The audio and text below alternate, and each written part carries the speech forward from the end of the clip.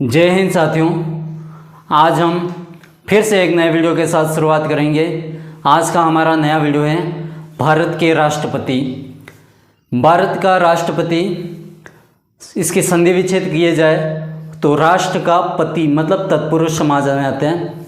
राष्ट्रपति कार्यपालिका का एक अध्यक्ष होता है और राष्ट्रपति जो भवन होता है वो राष्ट्रपति का आवास होता है। अब वर्तमान में जो राष्ट्रपति है वो द्रौपदी मुर्मू हैं और वो 15वें राष्ट्रपति हैं। इससे पहले वो 2015 से 2021 तक झारखंड के राज्यपाल रहे थे।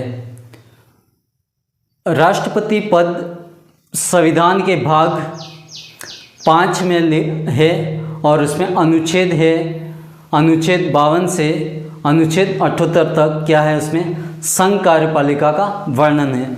संघ का मतलब होता है कि संघ कार्यपालिका में कौन कौन आते हैं, राष्ट्रपति, उपराष्ट्रपति, प्रधानमंत्री और मंत्रिमंडल व महान्यायवादी। और महान्यायवादी की नियुक्ति कौन करता है, भारत के राष्ट्रपति द्वारा ही की जाती है।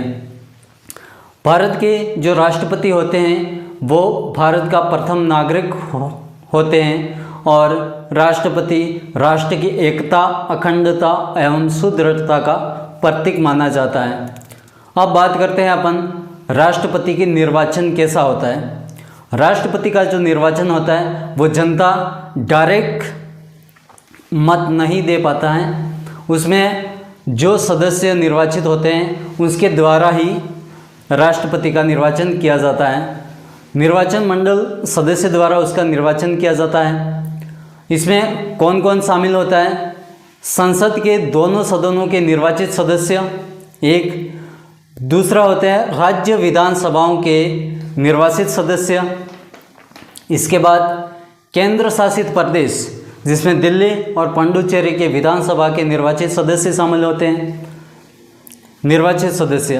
और इसमें नई कौन शामिल नहीं होता है, इसमें संसद मतलब विधानसभा और राज्यसभा दोनों सदनों के मनोनीत सदस्य जो राष्ट्रपति द्वारा मनोनीत किया जाता है वो सदस्य इसमें भाग नहीं लेते हैं और विधानसभा के मनोनीत सदस्य भी भाग नहीं लेते हैं और राज्य विधान परिषद के सदस्य वो भी चाहे निर्वाचित हो या मनोनीत हो कोई भी इसमें भाग नहीं लेता है। विधान परिषद मुख्यतः यह इनका कार्यकाल होता है 6 वर्ष का और मनोनीत राष्ट्रपति करता है, किसको करता है, किसी को भी नहीं करता है। उसमें कला, साहित्य, विज्ञान और सामाजिक सेवाओं का जो ज्ञानदायक होता है उनको वो मनोनीत करता है।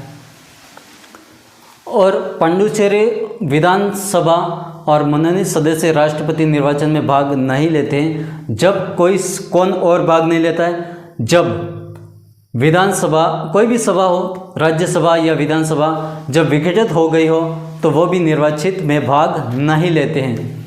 और इसमें यह होता है अपने वरीयता के अनुसार चुनते हैं और राष्ट्रपति के उम्मीदवार कितने भी हो सकते हैं, एग्जाम्पल के लिए 10 भी हो सकते हैं। तो इसमें वरीयता होती है, क्रम संख्या 1, 2, 3, 4 के रूप में होता है। जिसको जितना वरीयता संख्या दी जाती है, अधिकतम मत उसमें हो जाते हैं, वह अपनी विजयी उम्मीदवार हो जाता है। यह एक प्रणाली होती है, चुनाव किस मत प्रणाली से होते हैं, आनुपातिक प्रतिनिधित्व के अनुसार एकल संक्रमणीय मत प्रणाली होती है। राष्ट्रपति का जो चुनाव होता है इनसे संबंधित जो भी विवाद होते हैं उसका अंतिम फैसला सुप्रीम कोर्ट मतलब उच्चतम न्यायालय द्वारा किया जाता है। उनका जो फैसला होता है वो अंतिम होता है।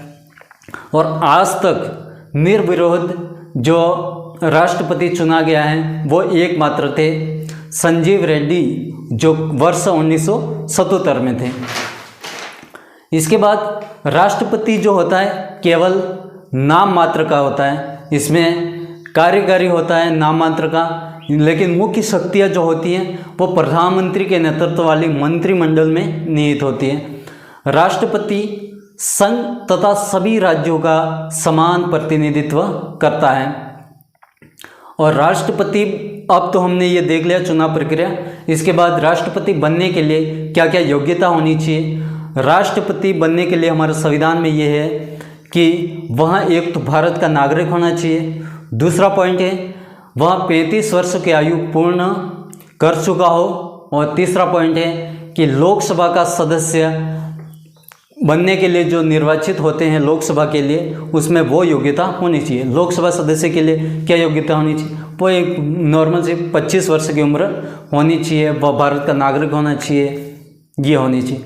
अब राष्ट्रपति का नामांकन करने के लिए क्या करना चाहिए उनको? एक तो 50 प्रस्तावक और 50 अनुमोदक। प्रस्तावक मतलब 50 लोग साथ में आ जाए, मतलब साथ में हम इनके साथ हैं। और दूसरा, एक भारतीय रिजर्व बैंक में वह 15,000 का जमानत राशि जमा करते हैं भारतीय रिजर्व बैंक में। वो राशि अगर उसको 1/6 भाग वोट नहीं मिलता है तो वो राशि भारतीय रिजर्व बैंक उसको जब्त कर लेता है। इसके बाद राष्ट्रपति का जो शपथ होता है उस कौन दिलाता है शपथ? भारत का राष्ट्रपति को शपथ उच्चतम न्यायालय के मुख्य न्यायाधीश उनकी शपथ दिलाता है। अगर वो नहीं होते हैं तो उनकी अनुपस्थिति में वरिष्ठतम न्यायालय के न्यायाधीश होते हैं, वो इनकी शपथ दिलाते हैं। अब बात करें इनके राष्ट्रपति का कार्यकाल कितना होता है। राष्ट्रपति का जो कार्यकाल होता है वो 5 साल का होता है। अगर वो त्यागपत्र देना चाहता है तो वो उपराष्ट्रपति को दे सकता है। वर्तमान में राष्ट्रपति कौन है? द्रौपदी मुर्मू जी। राष्ट्रपति को हटाने की क्या प्रक्रिया है? इसमें महाभियोग की प्रक्रिया लगाया जाता है, जो कि महाभियोग की प्रक्रिया अनुच्छेद 61 के तहत है। और ये महाभियोग की प्रक्रिया है जो हमने अमेरिका से ली गई। और राष्ट्रपति, भारत में राष्ट्रपति कितनी भी बार बन सकते हैं लोग, लेकिन अमेरिका में ये प्रावधान कितने हैं? 2 बार ही बन सकते हैं। राष्ट्रपति पर महाभियोग की प्रक्रिया हमने अनुच्छेद 61 में है। और महाभियोग कौन लाया जा सकता है? आरोप कौन कर सकता है? सदन, कौन सा भी सदन हो सकता है, संसद के दोनों सदनों में से प्रारंभ किया जा सकता है, चाहे लोकसभा हो चाहे राज्यसभा हो, कहीं से भी वो प्रारंभ किया जा सकता है। उस पर उस सदन के द्वारा 1/4 सदस्य के हस्ताक्षर होने चाहिए। इसके हस्ताक्षर होने के बाद वह सदस्य 14 दिन के लिए राष्ट्रपति को नोटिस जारी करते हैं और यह कहते हैं कि हम आपके विरुद्ध महाभियोग की प्रक्रिया लाते हैं और हम आपको हटाने का प्रावधान कर रहे हैं। तो उसको 14 दिन के नोटिस दिया जाता है। इसके बाद दूसरे सदन में वह फिर जैसे फर्स्ट सदन में किया था वो दूसरे सदन में होता है। महाभियोग का प्रस्ताव 2/3 बहुमत से पारित किया जाता है। फिर दूसरे सदन में ले जाया जाता है, वह भी वहाँ अगर उसी सदन में सही पाया जाता है दूसरे सदन द्वारा 2/3 बहुमत से पारित कर दिया जाता है और फिर ये उसको हटाने की प्रक्रिया हो जाती है। इस प्रकार महाभियोग संसद की एक क्या है? अर्धन्यायिक प्रक्रिया है। संसद दोनों सदन सदस्य जिन्होंने राष्ट्रपति चुनाव में भाग नहीं लिया है वहाँ भी महाभियोग में भाग ले सकता है।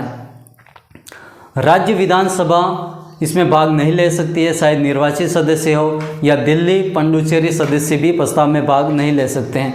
अभी तक किसी भी राष्ट्रपति पर महाभियोग की प्रक्रिया नहीं लगाई गई है। और आज का वीडियो हम यहीं तक रखते हैं और फिर मिलते हैं एक नए वीडियो के साथ। तब तक के लिए जय हिंद, जय भारत।